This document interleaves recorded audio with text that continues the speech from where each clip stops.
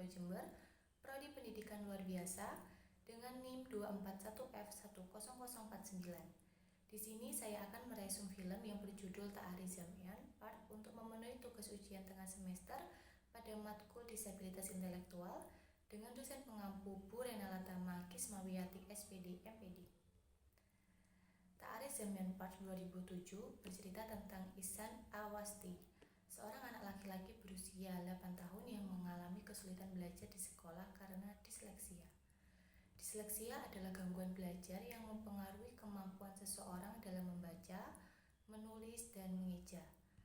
Anak atau orang dengan disleksia sering mengalami kesulitan mengenali kata-kata, menghubungkan bunyi dengan huruf, dan memahami bacaan.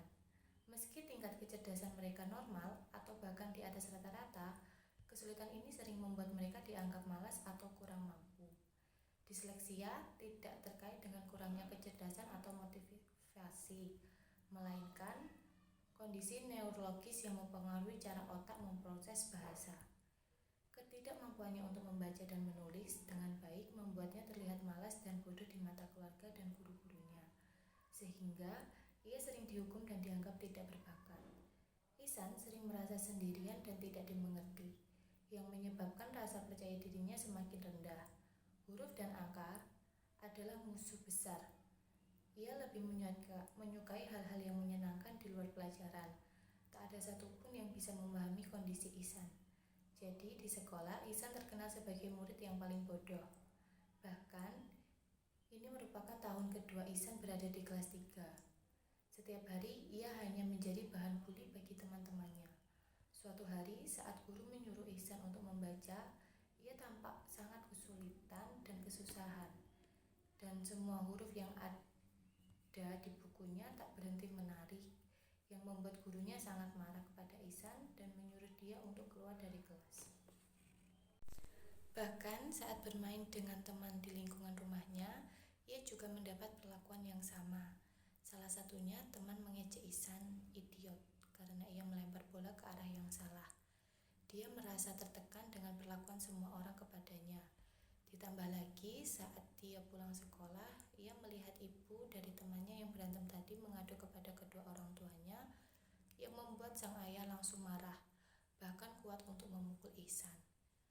Ihsan juga memiliki kakak yang berbeda dengan dia, yang sangat unggul di semua mata pelajaran. Jadi ayahnya selalu membanding-bandingkan Ihsan dengan Johan. Padahal Ihsan sendiri mempunyai bakat yang mungkin tak dimiliki oleh kebanyakan anak.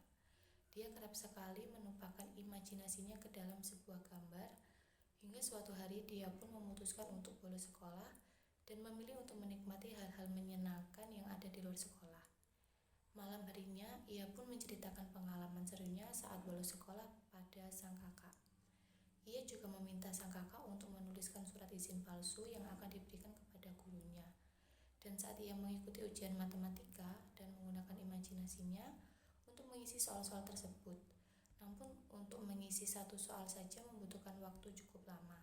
Ditambah lagi jawaban dari soal tersebut ternyata salah. Suatu hari setelah makan, ayahnya gak sengaja menemukan surat palsu yang kemarin dibuat oleh kakaknya, hingga membuat kedua orang tuanya marah besar. Bahkan saat pihak sekolah mengundang kedua orang tuanya, para guru menjelaskan bahwa Ihsan sangatlah bodoh dalam mengikuti semua mata pelajaran. Ia masih kesulitan membaca dan menulis, sehingga membuat semua nilainya selalu nol. Bahkan kenakalan dan kebodohan ini sangat membuat seluruh guru dan kepala sekolah tak bisa lagi membantunya. Mereka khawatir bahwa tahun ini Ihsan mengulang kelas kembali. Mendengar penjelasan tersebut, ayahnya berniat memindahkan Ihsan ke sekolah asrama yang jauh dari orang tuanya. Mereka berharap dengan dipindahkannya dia ke sana, Ihsan bisa menjadi orang yang disiplin dan gak nakal lagi. Padahal dia berjanji akan belajar. Keesokan harinya, mereka pun mengantarkan Ihsan ke sekolah baru sekaligus tempat tinggalnya. Sang ibu terpaksa meninggalkan anak bungsunya hidup sendiri. Ihsan pun sangat sedih. Ihsan yang masih berumur 9 tahun tidak percaya bahwa dia jauh dari keluarganya. Dan di sekolah barunya pun dia juga harus menerima perlakuan yang sama. Setiap harinya ia kerap sekali menerima bulian dan dianggap bodoh, idiot, dan dimarahi oleh gurunya karena gak bisa mengikuti pelajaran seperti anak pada umumnya. Keadaan ini membuat Ihsan semakin terpuruk dan stres. Dia harus hidup dengan kemarahan dan ketakutan dalam dirinya. Bahkan saat orang tuanya datang menjenguk, dia harus menahan rasa marahnya. Dia hanya bisa terdiam tanpa berkata sepatah apapun. Tak ada satupun yang mengerti kondisi Ihsan. Suatu hari mereka mendapatkan pengajar baru yang bernama Pak Mikub. Kehadiran guru ini membuat mereka tampak sangat bahagia. Cara mengajarnya yang begitu enjoy membuat suasana baru dalam proses belajar mereka. Semua anak tampak bersemangat, kecuali Ihsan, yang semakin hari semakin menjadi pendiam. Bahkan ketertarikannya dalam menggambar pun sudah menghilang, yang membuat Pak Guru jadi khawatir. Hari-harinya di sana hanya hidup dengan berdiam yang membuatnya terus merenung dan melamun. Ditambah lagi saat ibunya mengabari bahwa minggu ini mereka tidak menjenguknya karena mereka harus mengantar kakaknya untuk mengikuti lomba bulu tangkis. Mendengar hal itu membuat Ihsan semakin sedih tanpa berkata sepatah apapun, dan dia meninggalkan teleponnya begitu saja. Sementara Pak Guru yang melihat Ihsan terus tertekan dan ketakutan, ia pun menanyakan kondisi Ihsan pada teman sebangkunya. Di sana, temannya meminta agar Pak Guru lebih memperhatikannya, karena selama ini Ihsan tak bisa membaca ataupun menulis yang membuat guru lainnya marah dan sering menghukum dirinya. Mengetahui hal itu, Pak Guru pun segera mengecek buku tugas Ihsan, dan untuk pertama kalinya akhirnya ada seseorang yang mengerti kondisi Ihsan lewat tulisan. Pak Guru bisa mengetahui bahwa ia mengidap penyakit disleksia.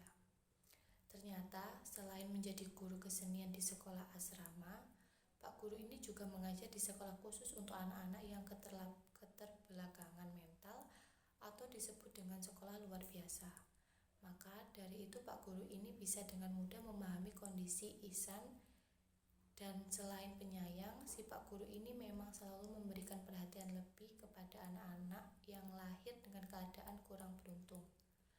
Bahkan Pak Guru rela pergi jauh-jauh hanya untuk memberitahu kondisi Ihsan kepada orang tuanya di sana. Sang guru baru mengetahui bahwa Ihsan adalah anak yang cerdas yang bisa menyalurkan idenya ke dalam sebuah gambar. Namun, sayang kondisi yang terus tertekan membuat Ihsan berhenti untuk menggambar. Saat Pak Guru menanyakan mereka kenapa Ihsan dikirim ke sekolah asrama, sang ayah terus mengeluh mengenai kondisi Ihsan yang nakal dan gak bisa disiplin. Hanya ingin Ihsan bisa mengikuti jejak kakaknya yang selalu menjadi juara dalam segala hal bidang. Mendengar hal itu, Pak Guru memberitahu mereka jika Ihsan mengalami disleksia. Ia juga menjelaskan pola kesalahan yang sama Ihsan lakukan baik dalam menulis, mengikat sepatu ataupun menjalankan perintah. Hal ini disebabkan karena Ihsan memiliki respon yang akibatnya bisa membutuhkan perhatian khusus dari orang tuanya. Namun, sang ayah malah enggak terima dan menganggap Ihsan memang anak nakal dan pemalas belajar. Tak seperti kakaknya yang bisa membanggakan orang tua. Kata-kata sang ayah barusan membuat Pak Guru marah dan menganggap sang ayah mementingkan ambisinya saja. Setelah mendengarkan penjelasan Pak Guru, sang ibu pun hanya bisa menangisi kondisi anaknya sambil membayangkan masa-masa ia bersama anak bungsunya itu. Dan keesokan harinya, di sekolah Pak Guru menunjukkan gambar Ihsan yang ia bawa dari rumahnya. Kemudian Pak Guru menceritakan sebuah kisah anak kecil yang sering dibilang bodoh, idiot, karena tak bisa baca menulis, mendengar, dan mengeja. Itu membuat Ihsan semakin tertekan. Ia takut bahwa Pak Guru akan membulinya, seperti guru-guru pada hari-hari sebelumnya.